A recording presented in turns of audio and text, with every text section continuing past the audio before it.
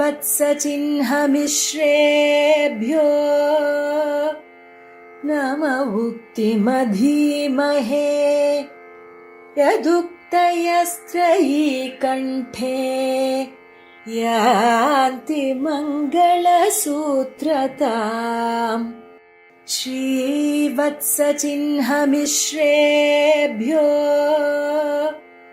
नम उक्तिमधीमहे यदुक्तयस्त्रयी कण्ठे यान्ति मङ्गलसूत्रताम् राजकृपावलम्बं सौम्योपयन्त्रिगगणाद्रिमुनीन्द्रभक्तं वेदान्तयुग्मविशदीकरणप्रवीणं रामानुजं यतिवरं गुरुमाश्रयामः।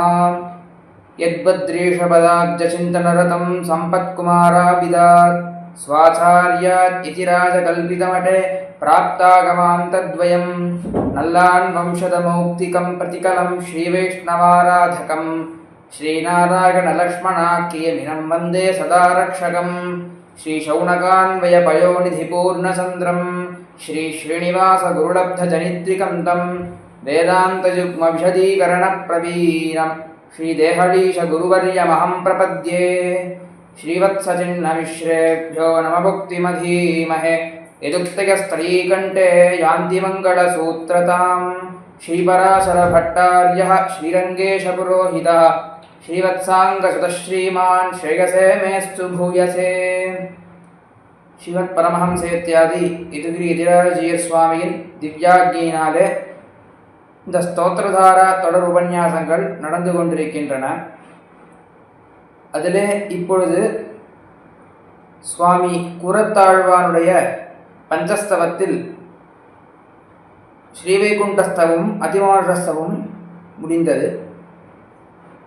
அதன் பிறகு இப்பொழுது சுந்தரபாகஸ்தவமானது நடந்து கொண்டிருக்கிறது. அதிலே அடியனுக்கு கொடுக்கப்பட்டுள்ள ஸ்லோகங்கள் 71வது ஸ்லோகத்திலிருந்து 75வது ஸ்லோகம் வரை கொடுக்கப்பட்டுள்ளது. அதை இப்பொழுது அனுபவிப்போம். அதற்கு முன்னதாக சுந்தரபாகஸ்தவம் என்றால் சுவாமி கூரத்தாழ்வான் சுந்தரத்தோருடையான் மேலே தானே பண்ணியிருக்கிறார். அதனாலே அவருடைய மகாத்மியத்தை சிறிதளவு அனுபவிப்போம். முதலிலே திருமாலிருஞ்சோலைமலை அழகர் எப்படி திருமாலிருஞ்சோலைமலைக்கு எழுந்தருளினார் என்றால் அது ஒரு சரித்திரம். அதாவது அந்த திருமாலிருஞ்சோலைமலையிலே நரகாதிபதியான யமதர்மராஜன் தன் ரிஷபத்தின் மேலேறி திருமாலிருஞ்சோலைமலைக்கு வந்தார். அங்கே வந்து பெருமானை காண வேண்டும் என்று தபசு பண்ணார். அப்பொழுது அவனுக்கு பெருமாள் காட்சி தருகிறார். உனக்கு என்ன வரம் வேண்டும் என்றும் கேட்கிறார். அப்பொழுது அந்த யமதர்மராஜன் சொல்கிறான், நீர் இங்கேயே இருக்க வேண்டும் என்று சொல்கிறான். அதற்கு பெருமாள் அப்படியே ஆகட்டும் சரி என்று அங்கேயே எழுந்தருளியிருக்கிறார்.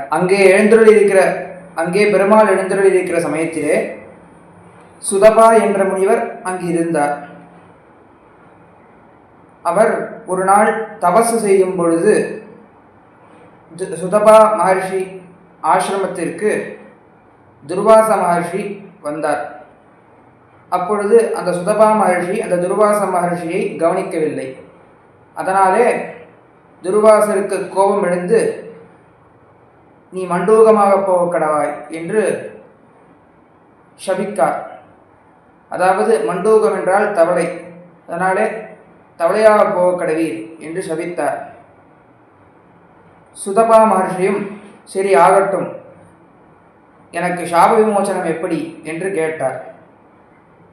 அதற்கு துர்வாச மகர்ஷியும், நீர் போய் இந்த சுந்தரத்தோருடையானை சேவியும், அப்பொழுது உமக்கு சாப விமோசனமானது கிட்டும் என்று சொன்னார். அப்பொழுது சுதபா மகர்ஷி கேட்கிறார், அதாவது அடியேன் முன் காலத்திலே அந்த சுந்தரத்தோருடையானை பலமுறை சேவித்திருக்கிறேன். அதை போலவே அந்த சுந்தரத்தோருடையான் இப்பொழுது காட்சி தருவாரா என்று சுதபா மகர்ஷி துர்வாச மகர்ஷியிடம் கேட்கிறார். அப்பொழுது அந்த துர்வாச மகர்ஷியும் அப்படியே காட்சி தருவார். நீர் போய் சாப விமோசனத்தை பெற்று வாரும் என்று சொல்றார். அதற்கு பிறகு இந்த சுதபா மகர்ஷியும் போய் பெருமாளை சேவித்து சாப விமோசனத்தை பெற்றார் என்று சரித்திரம். அதற்கு பிறகு அந்த திருமாலிருஞ்சோலைமலைக்கு என்ன இன்னொரு விசேஷ அம்சம் என்றால், கோயிலிலே நுழையும் போது முதலிலே 18ஆம் படி கருப்பண்ணசாமி என்று ஒருவர் இருக்கிறார். அதாவது அந்த சரித்திரமானது என்னவென்றால், மாடன் என்று ஒரு பெரிய ஒரு மாந்திரிகர் இருந்தார். அதாவது கேரள தேசத்திலே மாடன் என்கிற ஒரு பெரிய மாந்திரிகர் இருந்தார். அந்த மாந்திரிகர் அழகரை கேரள தேசத்துக்கு எழுந்தருள பண்ணி கொள்ள வேண்டும், ஏனென்றால் அவர் மிகவும் அழகாக எழுந்தருளிருக்கிறார், அதனாலே கேரள தேசத்திற்கு எழுந்தருள பண்ணி கொள்ள வேண்டும் என்று நிச்சயித்து ஒரு 18 மாந்திரிகர்களை அவர்களையும் அதன் பிறகு அவர்களுக்கு தலைவரான ஒருவரையும் அவரிடம் அனுப்பி திருமாலிருஞ்சோலைமலைக்கு அவர்களும் சென்றார்கள். அங்கே போனால் அங்கு ஒரே ஒரு பக்தன் மட்டும்தான் அங்கே இருக்கிறான். அதாவது அவனுக்கு மந்திரமோ தந்திரமோ எதுவும் தெரியாது. ஆனால் எம்பெருமானிடத்திலே அவ்வளவு பக்தியை வைத்து கொண்டிருக்கிறான். அவரிடத்தில் இவர்கள் போய் கேட்கிறார்கள். அதாவது கேரள தேசத்திற்கு நாங்கள் எம்பெருமானை எழுந்தருள பண்ணி கொண்டு செல்கிறோம் என்று கேட்கிறார்கள். அதற்கு அந்த பக்தன், இந்த பெருமாளுக்கு இந்த க்ஷேத்திரம்தான் பிடித்து இருக்கிறது, அதனாலே நீங்கள் எழுந்தருள பண்ண போக வேண்டாம், அதனாலே நீங்கள் இங்கே வாருங்கள், நீங்கள் இங்கே வந்து பெருமாளை எப்பொழுதும் சேவியுங்கள் என்று சொல்லுவார். அதனாலே எல்லாரும் அங்கேயே இருந்து பெருமாளை சேவித்தார்கள். அதாவது இப்பொழுது கோவில் வாசலிலே ஒரு கருப்பண்ணசாமி என்று ஒரு காவல் தெய்வம் இருக்கிறது. அந்த சன்னதியிலே அந்த ஒரு கருப்பண்ணசாமி என்று இருக்கிறார். அதற்கு போகிறதுக்கு அங்கே ஒரு 18 படிகள் இருக்கும். அந்த 18 படிகளாக தான் இந்த 18 மாந்திரிகர்கள் இருக்கிறார்கள். உள்ளே அந்த 18 மாந்திரிகர்களுக்கு தலைவரான அந்த ஒரு கருப்பண்ணசாமி என்று சொல்லுவார், அந்த காவல் தெய்வம் அங்கே இருக்கிறார். அதனாலே அவர்களும் இங்கே வந்து எப்பொழுதும் சேவித்துக் கொண்டிருக்கிறார்கள். அதேபோல் அந்த அழகரை தினந்தோறும் அந்த கேரள தேசத்திலிருந்து வந்தவர்கள் எப்பொழுதும் சேவித்துக் கொண்டிருக்கிறார்கள். அந்த அழகரானவர் அத்தியாச்சரியராக எழுந்தோடியிருக்கிறார். அந்த அழகருக்கு இப்பொழுதுதான் அந்த ஆடி பௌர்ணமி அன்று தீர்த்தவாரியானது நடைபெற்றது. இந்த சுந்தரபாகோத்சவம் தாராவும் அவருடைய அழகருடைய பிரம்மோத்சவத்தை ஒட்டியே ஆரம்பித்தது. அதனாலே இந்த அழகருடைய பிரம்மோத்சவத்துடைய அனுபவத்துடன் இந்த சுந்தரபாகோத்சவ தாரா அனுபவம் நமக்கு கிட்டிற்று. அதனாலே அதே மாதிரி ஆடி பௌர்ணமி தீர்த்தவாரி என்பது ஒரே நாள் தான். இந்த தீர்த்தவாரி தாரா என்பது ஒரு நாள் தான். ஆனால் இந்த சுந்தரபாகோத்சவ தாரா அப்படின்றது கிட்டத்தட்ட ஒரு மாதமாக நடந்து கொண்டிருக்கிறது. அதனாலே நல்ல ஒரு அனுபவமானது கிட்டிற்று. அதே போல அந்த திருமாலிருஞ்சோலையிலே இன்னொரு விசேஷத்தையும் சொல்லுகிறார்கள். அதாவது பிரம்மோற்சவத்திலே எம்பெருமான் தேரிலே எழுந்தருளி கொண்டிருக்கும் பொழுது நடுவிலே அந்த தேரானது நின்று விடுகிறது. அதற்கு பிறகு ஒரு வயதான பாட்டி காணா பொங்கலை அம்சை செய்து அதற்கு பிறகுதான் தேர் நிலைக்கு சென்றது என்றால் போல ஒரு சரித்திரமானது தெரிகிறது. அந்த சரித்திரம் அதை 2 விதமாகவும் சொல்கிறார்கள். அதாவது இந்த காணா பொங்கல் விருத்தாந்தம் என்பது திருமாலிருஞ்சோலைமலையிலேயே நடந்தது என்றும், இல்லை என்றால் திருமாலிருஞ்சோலை அழகர் கலாப காலத்திலே திருக்குறுங்குடியிலே எழுந்துள்ளிருந்தார். அந்த சமயத்திலே அவருக்கு திருக்குறுங்குடியிலேயே பிரம்மோற்சவமாக நடந்தது.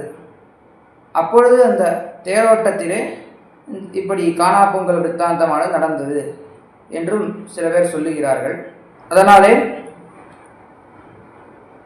அந்நன்னாளிலே திருக்குறுங்குடியிலும் வானமாமலையிலும் எல்லா திருமாலிருஞ்சோலை பதிகங்களும் அத்தியாபக சுவாமிகள் சேவிக்கிறார்கள். அதேபோல் அந்த திருமாலிருஞ்சோலையிலே இன்னொரு விற்த்தாந்தமும் காணப்படுகிறது. அதாவது திருமாலையாண்டான் சுவாமி அவருடைய மூதாதையர்களிலே ஒருவர் கண்ணிக்கிணியான் சுவாமி என்று எழுந்தருளியிருந்தார். அவர் அழகருக்கு நித்திய கைங்கரியத்தை செய்து கொண்டிருந்தார்.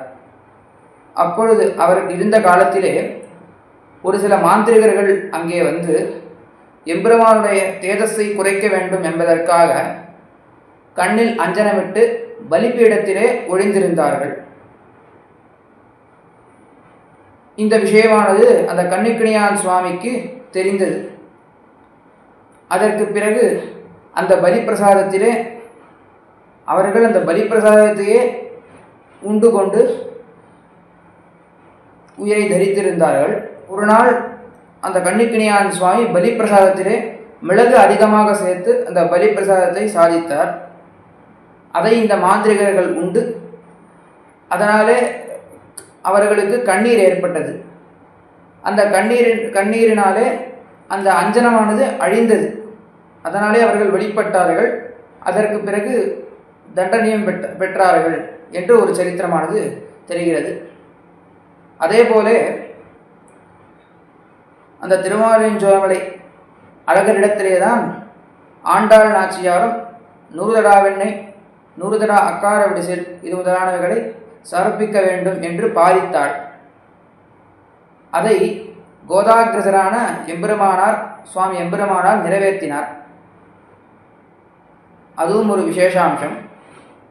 அதற்கு பிறகு இந்த திருமாலிருஞ்சோலை அந்த திவ்யதேசத்தை 6 ஆழ்வார்கள் மங்களாசாரம் பாடியிருக்கிறார்கள்.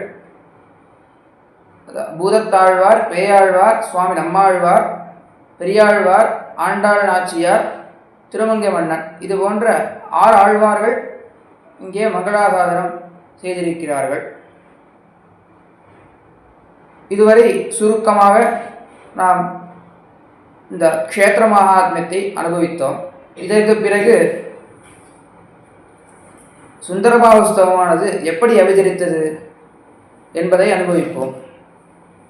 சுவாமி எம்பெருமானாரும் சுவாமி கூரத்தாழ்வானும் ஸ்ரீரங்கத்தில் எழுந்தருளியிருக்கிற சமயத்திலே அவ்யவதேசியான சோழ மன்னன் ஒரு தொல்லையை கொடுத்து கொண்டிருந்தான். அதாவது எல்லா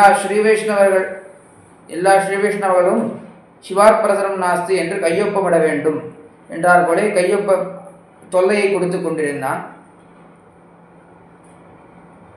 அந்த வேளையிலே சுவாமி கூரத்தாழ்வானுக்கு இந்த இச்செய்தியானது எட்டித்து.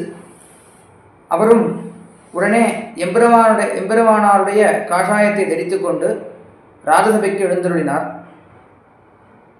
அந்த சமயத்திலேயே எம்பெருமானார் இச்செய்தியை கேட்டு வெள்ளை சாத்தி கொண்டு கர்நாடக பகுதிக்கு சென்றார். அந்த சமயத்திலே இந்த சுவாமி கூரத்தாழ்வான் அங்கே ராஜசபைக்கு எழுந்தருளினார். எழுந்தருளி சிவாத் பிரதரம் நாஸ்தி துரோணமஸ்தி ததஸ்பரம் என்றார் போல பரிகாசமாக கையொப்பத்தை இட்டு அதன் பிறகு திருக்கங்களை இழந்தார். திருக்கங்களை இழந்த பிறகு எம்பெருமானார் இல்லாமல் ஸ்ரீரங்கத்திலே எதற்கு நாம் இருக்க வேண்டும் என்று நினைத்து திருமாலிருஞ்சோலை ஏற எழுந்துள்ளினார். அங்கே திருமாலிருஞ்சோலை சந்நிதியிலே இந்த சுந்தரபாவஸ்தவமானது அவதரித்தது. சுந்தரபாவஸ்தவமானது எவ்வளவு ஸ்லோகங்களை கொண்டது என்றால் 132 ஸ்லோகங்களை கொண்டது. அந்த 132 ஸ்லோகங்களுடைய சாராம்சத்தை சிறிதளவு அனுபவிப்போம். முதல் ஸ்லோகத்தினாலே சுவாமி கூரத்தாழ்வான் எம்பெருமானுடைய திருவடிகளை காண வேணும் என்று அருளச் செய்கிறார். பொதுவாக நம் பூர்வாச்சாரியர்கள் எம்பெருமானை சேவிக்கும் பொழுது பாதாதி கேசம், அதாவது திருவடி முதல் திருமுடி வரை சேவிப்பார்கள். அதை போலவே சுவாமி கூரத்தாழ்வான் இங்கே முதலிலே எம்பெருமானுடைய திருவடிகளை காண வேண்டும் என்று அருள் செய்கிறார். அடுத்ததாக 2வது ஸ்லோகத்திலிருந்து 5வது ஸ்லோகம் வரை சிலம்பாறு என சொல்லப்படும் நூபுர கங்கையினுடைய பெருமையை பேசி அது ஓடும் திருமாலிருஞ்சோலமலையில உரையும் எம்பெருமானை அடிபணிகிறார். அடுத்ததாக 6வது ஸ்லோகத்திலிருந்து 13வது ஸ்லோகம் வரை திருமாலிருஞ்சோலமலையின் இயற்கைகளை வர்ணிக்கிறார். 14வது ஸ்லோகத்திலிருந்து 28வது ஸ்லோகம் வரை அழகரின் சௌந்தரியத்தை அனுபவித்து வேதாந்தங்களால் தெரியப்படும் எம்பெருமான் புண்டரீகாட்சனாய் தென்திருமலை என்று சொல்லப்படும் திருமாலிருஞ்சோலமலையிலே எழுந்தருளியிருக்கிறார். அப்படி எழுந்தருளியிருக்கும் அந்த பெருமாளை கண்டு உகந்தேன் என்று அருள் செய்கிறார். அடுத்ததாக 29வது ஸ்லோகத்திலிருந்து 32வது ஸ்லோகம் வரை ஸ்ரீமன் நாராயணனுடைய கல்யாண குணங்களை விவரிக்கிறார். அடுத்ததாக 33வது ஸ்லோகத்திலிருந்து 68வது ஸ்லோகம் வரை சுந்தரத்தோருடையானுடைய அவேவ சௌந்தரியத்தை திருவடி முதல் திருமுடி வரை அனுபவிக்கிறார். அடுத்ததாக 69வது ஸ்லோகத்திலிருந்து 71வது ஸ்லோகம் வரை பிராட்டிமார்களை வர்ணிக்கிறார். அடுத்ததாக 72வது ஸ்லோகத்திலிருந்து 77வது ஸ்லோகம் வரை அனந்த கருட விஸ்வக்சேனர் ஆகிய பரிஜனர்களை அனுபவித்து அதன்பின் அனவரத கைங்கரியபரர்களான சில பல நித்திய சூரிகளையும் அனுபவிக்கிறார். அடுத்ததாக 78வது ஸ்லோகத்திலிருந்து 80வது ஸ்லோகம் வரை திருமாலிருஞ்சோலமலையே பூலோக வைகுண்டம் என்பதாக நிர்ணயிக்கிறார். அடுத்ததாக 81வது ஸ்லோகத்திலும் 82வது ஸ்லோகத்திலும் லீலாவிபூதி யோகத்தை அனுசந்திக்கிறார். அடுத்ததாக 83வது ஸ்லோகத்திலே ஞானிகள் திருமாலிருஞ்சோலமலை அழகருடைய திருவடிகளிடையே பக்தியை செலுத்தியே மோட்சத்தை அடைய முடியும் என்று சொல்கிறார்கள் என்று அருள் செய்கிறார். அடுத்ததாக 84வது ஸ்லோகத்திலிருந்து 99வது ஸ்லோகம் வரை எம்பெருமான் அவதரித்த அந்த விபவாவதாரங்களின் அனுபவத்தை இங்கே அருள் செய்கிறார். அதாவது 84வது ஸ்லோகத்திலிருந்து 99வது ஸ்லோகம் வரை மத்ஸ்யாவதாரம், கூர்மாவதாரம், வராகாவதாரம், நரசிம்மாவதாரம், வாமனாவதாரம், பரசுராமாவதாரம் வரை இங்கே அனுபவிக்கிறார். அதன் பின்னர் 100வது ஸ்லோகத்திலிருந்து 106வது ஸ்லோகம் வரை ராமாவதாரத்தை அனுபவிக்கிறார். அடுத்ததாக 107வது ஸ்லோகத்திலிருந்து 116வது ஸ்லோகம் வரை கிருஷ்ணாவதாரத்தை அனுபவிக்கிறார். அடுத்ததாக 117வது ஸ்லோகத்திலிருந்து 119வது ஸ்லோகம் வரை திருமலை பெருமாள் கோயில், பெரிய கோயில் முதலான திவ்யதேசங்களை அனுபவிக்கிறார். 120வது ஸ்லோகத்திலே கல்கி அவதாரத்தை அனுபவிக்கிறார். 121வது ஸ்லோகத்திலிருந்து 128வது ஸ்லோகம் வரை அழகரிடம் சரணாகதி அடைகிறார்.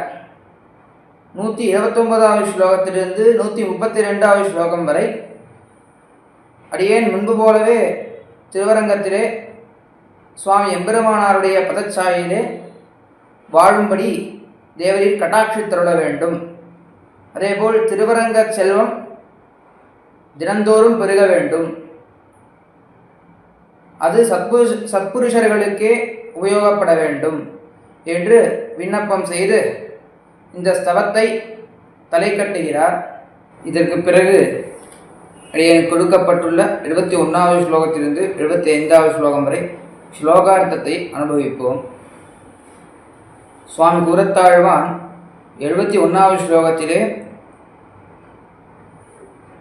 என்ன தெரிவிக்கிறார் என்றால், எம்பெருமான் பிராட்டி மீது எவ்வளவு அன்பை வைத்திருக்கிறான் என்பதை அருளச் செய்கிறார். அந்யோன்யசேஷ்டித நிரீக்ஷண ஹார்தபாவ प्रेमानुभावमधुरप्रणयप्रभावः आजस्रणव्यतरदिव्यरसानुभूतिः स्वां प्रेयसीं रमयिता वनशैलनाथः. அந்யோன்ய ஒருவருக்கொருவர் ஒத்துள்ள சேஷ்டித திருமேனி அசைவுகள், அதாவது நிரீக்ஷண கடைக்கண் பார்வை என்ன, அதேபோல் ஹார்தபாவ ஒருவருக்கொருவர் ஒத்துள்ள ஒரே கருத்தென்ன, அதேபோல் பிரேமானுபாவ மேன்மையான அன்பென்ன, மதுர பிரணய இப்பேற்பட்ட மதுர இனிமையான பிரணய பிரபாவா மிகவும் ஈடுபட்ட உள்ளவரும், ஆஜஸ்ர இடைவிடாத, நவ்யதர அவ்வப்போது புதியதாக, திவ்ய அப்ராகிருதமான, ரசானுபூதிகி ஆனந்த அனுபவம் உள்ளவருமான வனசைலநாதா திருமாலிருஞ்சோலைமலை அழகர் ஸ்வாம் பிரேயசீம் தமது பிடித்த மனைவியை பெரிய பிராட்டியை ரமயிதா மகிழ்விக்கிறார். இந்த ஸ்லோகத்துக்கு என்ன தாற்பயம் என்றால், எம்பெருமானும் பிராட்டியும் அந்யோன்யமாக இருக்கிறார்கள். அப்படி இருப்பதனால்தான் நம் போன்ற சேதனர்களுக்கு பயமில்லை. ஏனெனில் பிராட்டி தான் புருஷகாரம் செய்து இந்த சேதனர்களை உஜ்ஜீவிக்க வேண்டும் என்று சொல்லி புருஷகாரம் செய்கிறார். அதனாலே எம்பெருமானும் பிராட்டியும் அந்யோன்யமாக இருந்தால் நம் போன்ற சேதனர்களுக்கு பயமில்லை என்பதுதான் இங்கே தாற்பயம். அதைத்தான் வால்மீகி பகவான் ராமாயணத்திலே பாலகாண்டத்திலே கடைசியில் சீதா விவாகானந்தரம் சொல்கிறார். ராமஸ்து சீதையா சார்த்தம் விஜஹார பகூன்ருதூன் மனஸ்வி தத்கதஸ்தஸ்யாக நித்யம் ஹிருதி சமர்ப்பிதா. அதாவது சீதா விவாகானந்தரம் ராமபிரானும் பிராட்டியும் பல மாசங்கள் சௌக்கியமாக இருந்தார்கள். அப்பொழுது ராமபிரான் தன்னுடைய மனசை அவரிடம் அர்ப்பணித்தான். அதேபோல் பிராட்டியினுடைய மனசை தான் எடுத்துக்கொண்டான் என்பதாக இந்த ஸ்லோகத்திற்கு பொருள். அதேபோல் இன்னொரு ஸ்லோகம் இங்கே தெரிவிக்கிறார். பிரியாது சீதாராமஸ்ய தாரா பிதிகிருதா இதி குணாத் ரூபகுணாச்சாபி பிரீத்திர்பூயோப்யவர்தத தஸ்யாஷ்ட பர்த்தாத்விகுணம் ஹிருதயே பரிவர்த்ததே என்றார் போல தெரிவிக்கிறார். இங்கே முதலிலே என்ன தெரிவிக்கிறார் என்றால், ராமபிரான் பிராட்டியிடத்து எவ்வளவு அன்பை வைத்திருக்கிறான் என்றால், இது தகப்பனார் பார்த்து கொடுத்த மணப்பெண் என்னும் இவள் கைங்கரியம் செய்வதனாலே இவள் ஆத்மகுணத்திலும் சிறந்தவள் என்னும், அழகு மிக்கவள் என்றதனாலே ரூபகுணத்திலேயும் சிறந்தவள் என்பதாக இம்மூன்றாலே ராமபிரான் பிராட்டி மீது அன்பை வைத்திருக்கிறான். அதேபோல் பிராட்டி ராமபிரான் மீது எவ்வளவு அன்பை வைத்திருக்கிறாள் என்றால், தஸ்யாஷ்ட பர்த்தாத்விகுணம் ஹிருதயே பரிவர்த்ததே. அதாவது ராமபிரான் பிராட்டி மீது எவ்வளவு அன்பை வைத்திருக்கிறானோ அதைவிட 2 மடங்கு மேலான அன்பை பிராட்டி வைத்திருக்கிறாள். அதே போல இங்கே சுவாமி குலத்தாழ்வான் எம்பெருமான் பிராட்டி மீது அவ்வளவு அன்பை வைத்திருக்கிறான் என்பதாக அருள் செய்கிறார். அதேபோல் சுவாமி நம்மாழ்வாரும் அல்லி மலர்மகள் போக மயக்குக்கள் என்று அருள் செய்கிறார். அதாவது இதற்கு என்ன பொருள் என்றால், ஒரு புஷ்பம் இருக்கிறது, அந்த புஷ்பத்திலே ஒரு பரிமளம், அந்த பரிமளமே வடிவெடுத்தார் போல பிராட்டி எழுந்தருளியிருக்கிறார். அந்த பிராட்டியுடன் எம்பெருமான் நித்திய சம்சுலேஷம் பண்ணுகையாலே அவனுக்கு ஒரு ஆனந்தம் ஏற்படுகிறது. அந்த ஆனந்தமே வடிவெடுத்தார் போல எம்பெருமான் எழுந்தருளியிருக்கிறான். அதனால் எம்பெருமானுக்கு சுபாவத்திலே ஆனந்தம் இருந்தாலும் அவனுக்கு இந்த பிராட்டியுடன் நித்திய சம்ஸ்லேஷம் பண்ணுகிறதுனாலே பரமானந்தமானது ஏற்படுகிறது. அதைத்தான் நம்பிள்ளையும் ஈட்டிலே தன்னுடைய ஆனந்தத்துக்கு மேலே சியப்பதித்வத்தால் வந்த ஆனந்தத்தை உடையவனாயித்து என்றும் அருளி செய்கிறார். அதனாலே இந்த ஸ்லோகத்திலே சுவாமி கூறத்தாழ்வான் எம்பெருமான் பிராட்டி மீது எவ்வளவு அன்பை வைத்திருக்கிறார் என்பதை அருளி செய்கிறார். அடுத்தபடியாக 72வது ஸ்லோகத்திலே திருவனந்தாழ்வானுடைய வைபவத்தை பறக்க பேசி அதன் பிறகு அவர் எவ்வளவு கைங்கரியங்களை செய்கிறார் என்பதையும் அங்கே அருளி செய்கிறார். சுந்தரஸ்யவனசீலவாசினோ போகமேவ நிஜ போகமாபஜன் சேஷ ஏஷ இதி சேஷதா கிருதேஹ பிரீதிமான் அஹிபதிஸ்வனாமணி. வனசைலவாசினஹா திருமாலின் சோழமேலே எழுந்தருளியிருக்கும் சுந்தரஸ்ய கள்ளழகரின் போகமேவ ஆனந்தத்தையே நிஜபோகம் தமது திருமேனியாக ஆபசன்னு அடைந்திருக்கும், அதனாலே பெருமை பெற்றிருக்கும் அஹிபதிஹி திருவனந்தாழ்வான் சேஷதாகிருதேகே பரப்பர கைங்கரியங்கள் செய்வதனாலே ஏஷா சேஷா இந்த அடியேன் எம்பெருமானுக்கு சேஷன் என்பதாக தன்னுடைய திருநாமத்திலேயே ஆதிசேஷன் என்று திருநாமமாயிற்று.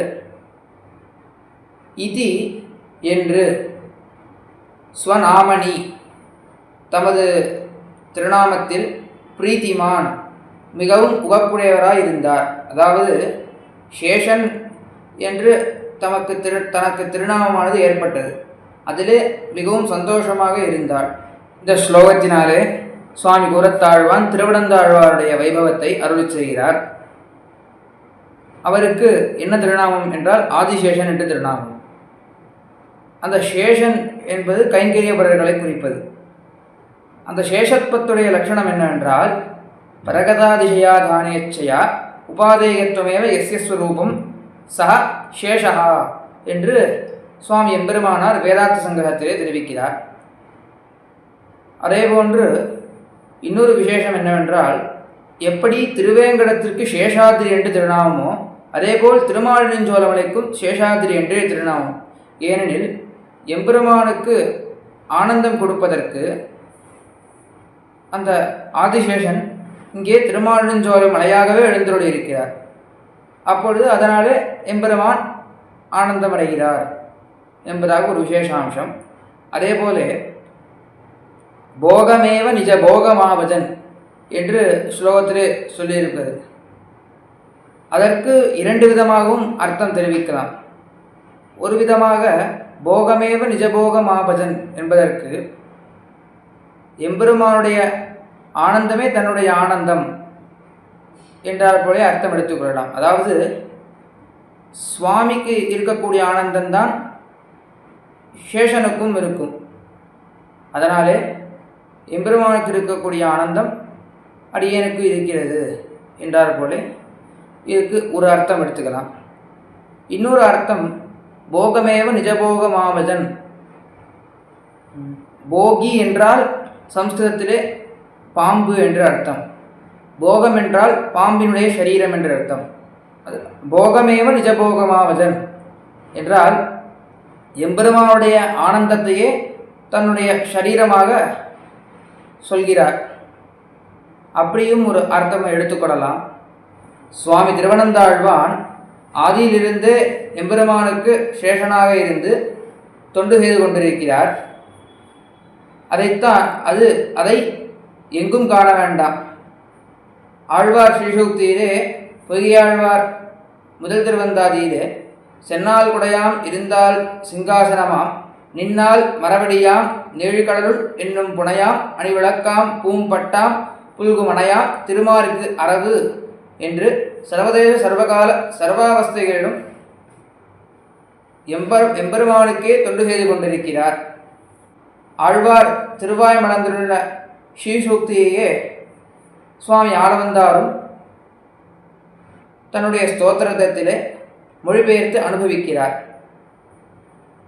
அது என்னவென்றால், நிவாச சையாசன பாதுகாம் சுகோபதான வருஷாதபவாரணாதிபிஹி ஷரீரபேதைஸ்தவசேஷதாம் கதைஹி யதோசிதம் சேஷ இதீரிதே ஜனைஹி என்று அருளிச் செய்கிறார். அதாவது எம்பெருமானுக்கு சுவாமி ஆளவந்தார் எம்பெருமானுக்கு திருவனந்தாழ்வான் பற்பல கைங்கரியங்களை செய்து கொண்டிருக்கிறார் என்பதை இந்த ஸ்லோகத்தினாலே சுவாமி ஆளவந்தார் அருளிச் செய்கிறார்.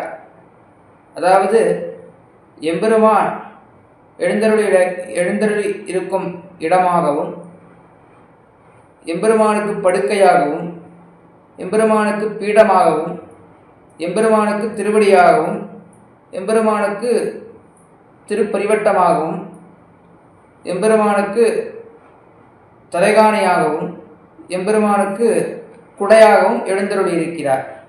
அப்படி பல சரீரங்களை எடுத்துக்கொண்டு எம்பெருமானுக்கு பற்பல கைங்கரியங்களை அந்த திருவனந்தாழ்வான் செய்கிறார்.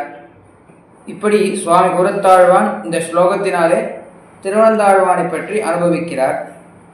அடுத்தபடியாக 73வது ஸ்லோகத்தினாலே கருத்மான் என்று சொல்லப்படும் அந்த பெரிய திருவடியை அனுபவிக்கிறார்.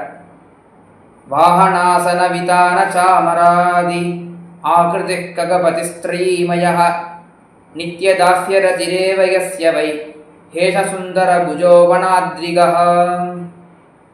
வாகன எம்பெருமானுக்கு கருட வாகனமாகவும், ஆசன எம்பெருமானுக்கு சிம்ஹாசனமாகவும், விதான எம்பெருமானுக்கு மேற்கட்டி என்று சொல்லக்கூடிய விதானமாகவும், சாமர எம்பெருமானுக்கு வெண்சாமரமாகவும், ஆத்யாகிருதி இது முதலான பல பல திருமேனிகளாலே பற்பல கைங்கரியங்களை செய்து கொண்டு அப்பேற்பட்ட அந்த திரைமயா 3 வேதமே உருவெடுத்தாற் போலே வந்த இந்த வேதஸ்வரூபியான பெரிய திருவடி ககபதிகி எல்லா பறவைகளுக்கும் அதிபதியான அந்த பெரிய திருவடி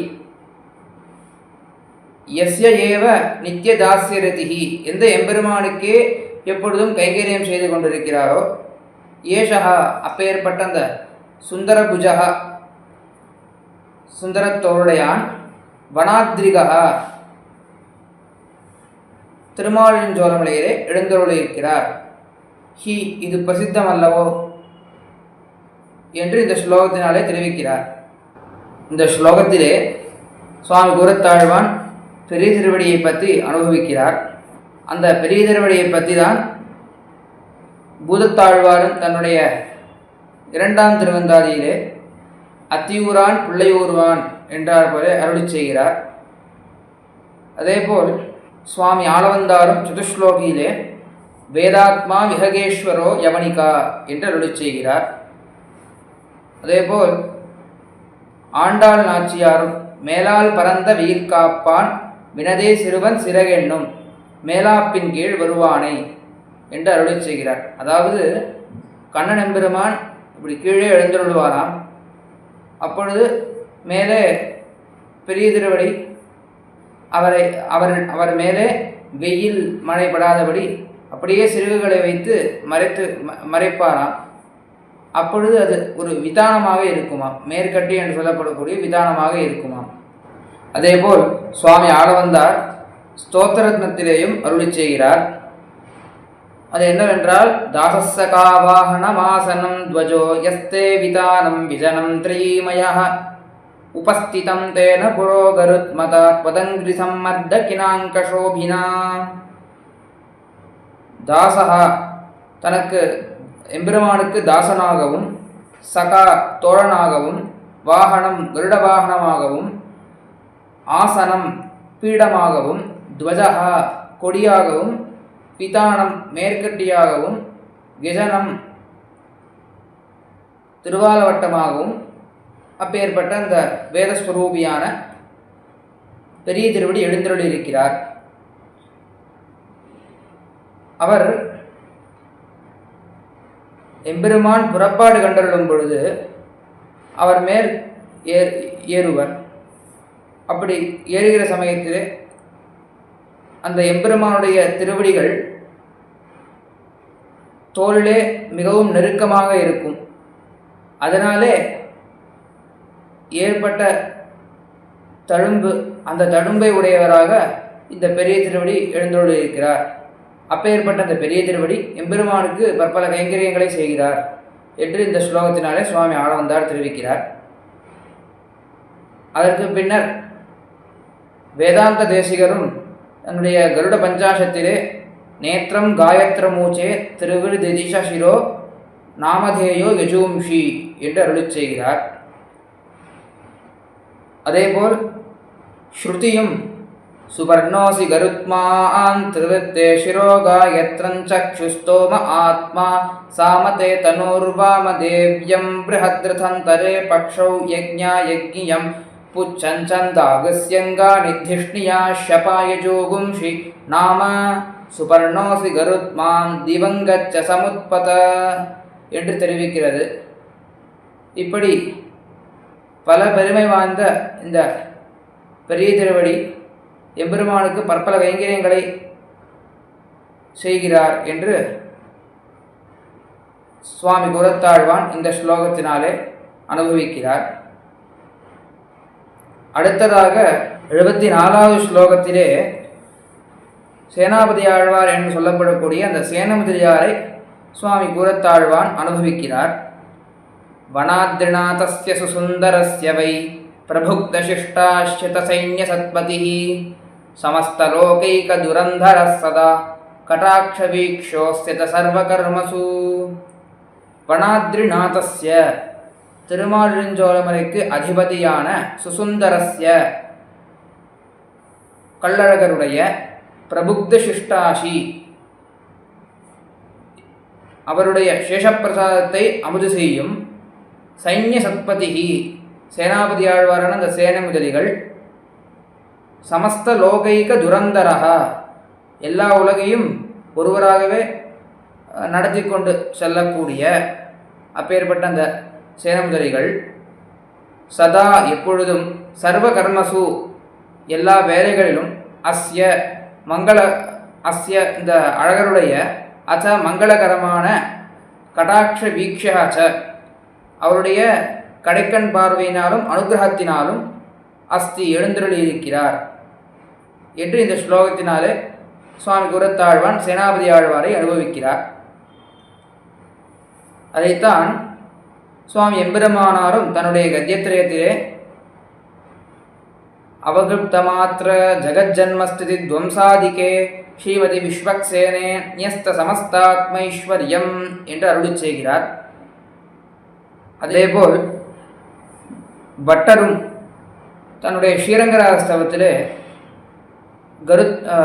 விஸ்வக்சேனரை தெரிவிக்கும் பொழுது ஸ்ரீரங்கச்சந்திர மசமிந்திரயா விஹர்த்தும் விந்யஸ்ய விஸ்வஜிதஜின்னயனாதிகாரம் யோனிர்வஹத்ய நிஷமங்குலி முத்ரையைவ சேனான்யமன்ய விமுகாஸ்தமதிஸ்ரயாமஹா என்று தெரிவிக்கிறார். அதேபோல் பெரியாழ்வாரும் தன்னுடைய பெரியாழ்வார் திருமொழி ஸ்ரீசூக்தியிலே வானிலவரசு வைகுந்த குட்டன் பாகுதேவன் முதலமன்னன் அந்த கோணிலவரசு கோவலர் குட்டன் கோவிந்தன் குழல் கொடு ஊதின போது என்று அருளி செய்கிறார். இந்த இடத்திலே பட்டர் ஒரு ஆச்சரியமாக ஒரு ஐதிஹ்யத்தை தெரிவிக்கிறார். அதாவது பட்டருடைய வார்த்தை என்னவென்றால், திருவனந்தாழ்வான் மடியிலும் பெரிய திருவடி சிறகின் கீழும் சேனாபதியாழ்வான் பிரம்பின் கீழுமாய்த்து இத்தத்துவம் வளருவது என்று அருளிச் செய்கிறார். அதாவது ஒரு இளவரசன் இருக்கிறான். அவருடைய அப்பா அவருடைய தகப்பனார் போய்விடுகிறார். அப்பொழுது இளவரசன் தான் ராஜ்யத்தை ஆள வேண்டும். அவனுக்கு இன்னும் வயது வரவில்லை என்றால் அங்கே இருக்கக்கூடிய வயதான மந்திரி தான் எல்லா ராஜ்ய காரியத்தையும் பார்த்து கொள்வார். அதாவது அந்த இளவரசனை ராஜ்யத்திலே உட்கார வைத்து எல்லா ராஜ்யகாரத்தையும் இந்த மந்திரி தான் பார்த்து கொள்வார். அதை போலவே சேனாபதி ஆழ்வார் எல்லா ராஜ்ய காரியங்களும் எல்லா காரியங்களையும் பார்த்து கொண்டிருக்கிறார். எம்பெருமான் அங்கே பரமதத்திலே இளவரசனாக எழுந்தருளியிருக்கிறார். அதேபோல் ஆச்சாரியனுடைய பிரம்பின் கீழே எப்படி சிஷ்யன் எழுந்தொழி இருக்கிறானோ அதே போலவே சேனாபதி ஆழ்வான் பிரம்பின் கீழே அந்த எம்பெருமானவன் எழுந்தொழியிருக்கிறான். இப்படி பட்டரும் ரசமாக அருளி செய்வர் என்று பெரியோர்கள் காட்டுகிறார்கள். அதேபோல் அவ்வாறாக ஆழ்வானும் இந்த ஸ்லோகத்திலே விஸ்வக்சேனருடைய கைங்கரியங்களை அனுபவிக்கிறார். அதேபோல் அந்த விஸ்வக்சேனரை பற்றி சுவாமி ஆளவந்தாரும் தன்னுடைய ஸ்தோத்திரத்திலே தெரிவிக்கிறார். அது என்னவென்றால், त्वदीय बुद्धोज्जित शेषभोजिना त्वया निसृष्टात्मभरेण यद्यता प्रियेण सेनापतिनान्यवेदितत् ததானுஜானந்தமுதாரவீக்ஷணைः. இவ்வாறாக சுவாமி ஆளவந்தாரும் இந்த ஸ்லோகத்தினாலே விஸ்வக்சேனரை அனுபவிக்கிறார் என்று இங்கே பார்க்கலாம். அதனாலே அந்த விஸ்வக்சேனர் பல பெருமைகளை உடையவர். அதேபோல் எம்பெருமானுக்கு பல கைங்கரியங்களையும் செய்து கொண்டு வருகிறார். அதனாலே சுவாமி கூரத்தாழ்வான் இந்த ஸ்லோகத்தினாலே விஸ்வக்சேனருடைய பெருமையை பேசுகிறார். அடுத்தபடியாக 75வது ஸ்லோகத்திலே நித்தியசூரிகளையும் மற்றும் சத்திரசாமர உபகரணங்களையும் எம்பெருமானுடைய கல்யாண குணங்களையும் அருளி செய்கிறார். சத்ரசாமர முகாஃப் பரிச்சதாக சூரயः பரிஜனாश्च நைத்யகாः சுந்தரோர்புஜமிந்ததே சதா ஞானசக்திமுக நித்ய சத்குணாः. நைத்யகாः நித்திய கைங்கரியபரர்களான சூரயः திவ்யசூரிகளும் பரிஜனாக பரிஜனர் என்று கொண்டாடப்படும் அனந்த கருட விஸ்வக்சேனாதிகளும் சத்ரசாமர முகாக குடை சாமரம் முதலான உபகரணங்களும் ஞானசக்தி முகநித்ய சத்குணாக ஞானசக்தி முதலான கல்யாண குணங்களும் சுந்தரோருபுஜம் சுந்தரத்தோருடையான அழகரை பிராப்பிய அடைந்து சதா இந்ததே எப்பொழுதும் பிரகாசிக்கின்றன என்று சுவாமி கூரத்தாழ்வான் இந்த ஸ்லோகத்தினாலே அருளி செய்கிறார். கல்யாண குணங்களையும் பரிஜன பரிச்சரங்களையும் சுவாமி எம்பெருமானார் கத்தியத்திரயத்திலே அருளி செய்கிறார். ஸ்வாபாவிகானவதிகாதிசய ஞானபலைஸ்வர்ய வீரியசக்தி தேஜஸ் சௌஷீல்ய வாத்சல்ய மார்தவார்ஜப சௌஹார்த சாம்ய காருண்ய மாதுரிய காம்பீர்யௌதார்ய சாதுரிய ஸ்தைரிய தைரிய சௌரிய பராக்கிரம சத்யகாம சத்ய சங்கல்ப கிருதித்வ கிருதஜ்ஞதாத்ய சங்கேய கல்யாண குணகணௌக மகார்ணவ ஸ்வச்சந்தானுவர்த்தி ஸ்வரூபஸ்திதி பிரவருத்தி பேத அசேஷ சேஷதைகரதிரூப நித்ய நிரவத்ய நிரதிசய ஞானக்ரீஸ்வர்யாத்யனந்த கல்யாண குணகண சேஷசேஷாசன கருட பிரமுக நானாவிதானந்த பரிஜன பரிசாரிகா பரிசரித சரணயுகளா என்று சுவாமி எம்பெருமானாரும் இவ்வாறாக அருளி செய்கிறார். அதனாலே இந்த ஸ்லோகத்தினாலே சுவாமி கூரத்தாழ்வான் எம்பெருமானுடைய பரிஜனர்களையும் உபகரணங்களையும் எம்பெருமானுடைய கல்யாண குணங்களையும் அருளி செய்கிறார். சத்ரசாமர முகாஃப் பரிச்சதாக சூரயः பரிஜனாश्च நைத்யகாः சுந்தரோர்புஜமிந்ததே சதா ஞானசக்தி முக நித்ய சத்குணாக. இவ்வாறாக இந்த 5 ஸ்லோகத்தினாலே சுவாமி கூரத்தாழ்வான் என்ன காட்டுகிறார் என்றால், 71வது ஸ்லோகத்தினாலே எம்பெருமான் பிராட்டி மீது எவ்வளவு அன்பை வைத்திருக்கிறான் என்பதை காட்டுகிறார். அதைத்தான் அந்த இடத்திலே வால்மீகி பகவானும் சுவாமி நம்மாழ்வாரும் அப்புறம் சுவாமி நம்பிள்ளையும் காட்டுகிறார். அதன் பிறகு 72வது ஸ்லோகத்திலே திருவனந்தாழ்வானை அனுபவிக்கிறார். அதாவது திருவனந்தாழ்வான் பற்பல கைங்கரியங்களை செய்கிறார். அந்த கைங்கரியங்களை வைத்து அந்த ஸ்லோகத்திலே அனுபவிக்கிறார். 73வது ஸ்லோகத்திலே கருத்மான் என்று சொல்லப்படக்கூடிய பெரிய திருமணியுடைய பல கைங்கரியங்களை அனுபவிக்கிறார். அதாவது அவர் வேதஸ்வரூபியாக எழுந்துள்ளிருக்கிறார். அதேபோல் எம்பெருமானுக்கு வாகனமாகவும் ஆசனமாகவும் விதானமாகவும் சாமரமாகவும் இது முதலானவைகளாக எழுந்துள்ளிருக்கிறார் என்பதை அங்கே காட்டுகிறார். அடுத்ததாக 74வது ஸ்லோகத்திலே விஸ்வக்சேனர் என்று சொல்லப்படும் சேனந்துலிகனுடைய வைபவத்தை காட்டுகிறார். அவர்தான் இந்த லீலா விபூதி நித்திய விபூதி உபய விபூதியையும் நடத்தி கொண்டு செல்கிறார். எம்பெருமான் இளவரசனாக எழுந்துள்ளிருக்கிறார். அதேபோல் எம்பெருமானுடைய சேஷப்பிரசாதத்தை தான் அவர் அமுது செய்கிறார் என்பதாக அந்த ஸ்லோகத்திலே அருளை செய்கிறார். அடுத்ததாக 75வது ஸ்லோகத்திலே எம்பெருமானுடைய அனந்தகருட விஸ்வக்சேனாதி பரிஜனர்களையும் நித்திய சூரிகளையும் அதேபோல் சத்ரசாமர உபகரணங்களையும் எம்பெருமானுடைய கல்யாண குணங்களையும் அனுபவிக்கிறார். இதில் ஏதாவது குற்றம் குறைகள் இருந்தால் அதை க்ஷமித்தருளுமாய் பிரார்த்தித்து இத்துடன் அடியேன் அமைகிறேன். வாழி எதிராசன் வாழி எதிராசன் வாழி எதிராசன் என வாழ்த்துவார் வாழியன வாழ்த்துவார் வாழியன வாழ்த்துவார் தாழ்நையில் தாழ்த்துவார் விண்ணோர் தலை ஆழ்வார்கள் வாழி அருளிச் செயல் வாழி தாழ்வாதுமில் குறவருதாம் வாழி ஏழ்வார் முய்ய அவர்கள் உரைத்தவைகள் தாம் வாழி செய்யமறை தன்னுடனே சேர்ந்து ஸ்ரீமதே ரம்யஜா மாத்ரு முனீந்திராய மகாத்மனே ஸ்ரீரங்கவாசினே பூயாத் நித்யஸ்ரீர் நித்யமங்களம்.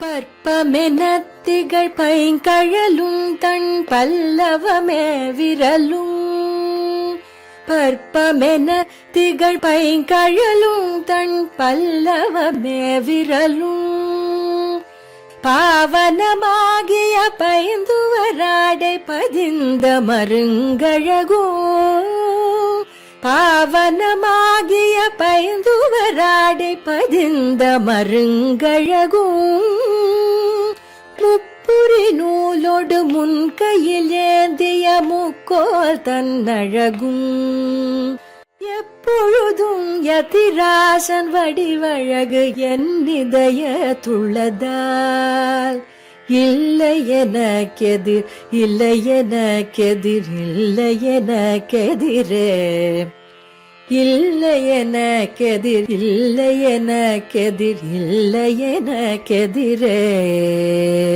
இல்லை எனக்கெதிரே இல்லை எனக்கெதிரே இல்லை எனக்கெதிரே.